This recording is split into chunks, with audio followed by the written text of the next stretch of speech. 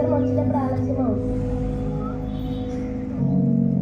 ఎందుకు ఈరోజు ఏమైనా ప్రత్యేక తరగతులు ఉన్నాయా ఏంటి? లేదమ్మా, ఆడుకోవడానికి వెళ్తున్నాను.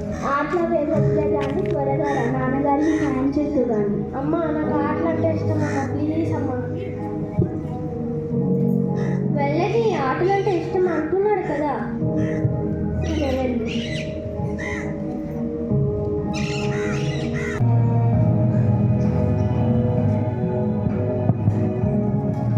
అయ్యో, జ్వరం చూస్తే చాలా ఉంది, అలాగే పని కూడా చాలా ఉంది. ఏం చేద్దామండి? చిన్నాయిలరా, చెప్పమ్మా ఏమైంది? ఈరోజు మీ నాన్నగారికి జ్వరంగా ఉంది, ఈరోజు స్కూల్ మానే. అమ్మా, ఈరోజు స్కూల్లో ఆటల పోటీలు సెలక్షన్స్ ఉన్నాయమ్మా. ఈ రోజు వెళ్ళకపోతే మళ్ళీ అవకాశం దొరకదు. ఎప్పుడు ఆటలు అంటూనే ఉంటావు. ఇంట్లో ఎవరో ఒకరు పని చేయకపోతే తిండేలా వస్తుంది. మీ నాన్నగారికి చూస్తే బాగాలేదు.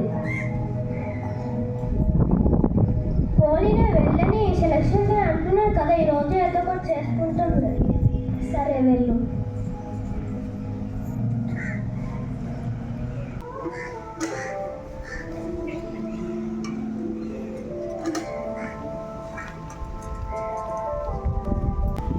చదువు అయిపోయింది కదా, ఆటలు తిరగకుండా మీ నాన్నగారికి సాయం చేయి. ఇంట్లో మన పరిస్థితి అస్సలు బాగా. వాడిని ఇబ్బంది పెట్టకు. మీరు ఎప్పుడు చూస్తే వాడిని వెనక వేసుకొని వస్తూనే ఉన్నాడు. వాడికి ఇంత వయసు వచ్చినా రాత్రి పగలు ఆటలంటూ తిరుగుతున్నాడు. ఆటలైనా తిండి పెడతాయా? వాడు చదువుకున్నాడు కదా, ఏదో ఒకటి ఉద్యోగం చేస్తాడులే.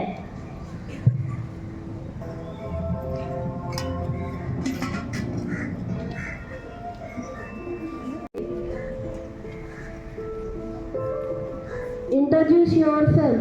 My name is Chinna. What are your qualifications? My qualifications is degree and MPEd. Any other qualifications? Yes sir. Kho nationals, basketball nationals, volleyball nationals. Okay, good. You have been selected. What is my monthly salary, sir? Your monthly salary is 60,000. Thank you, sir. అమ్మా, నాన్న, ఏమిరా? నాకు ఉద్యోగం వచ్చింది.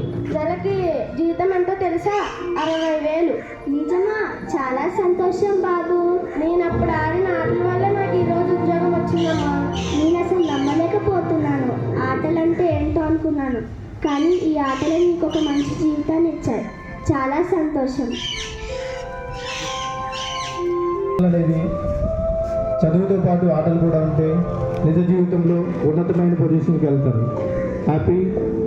అలానే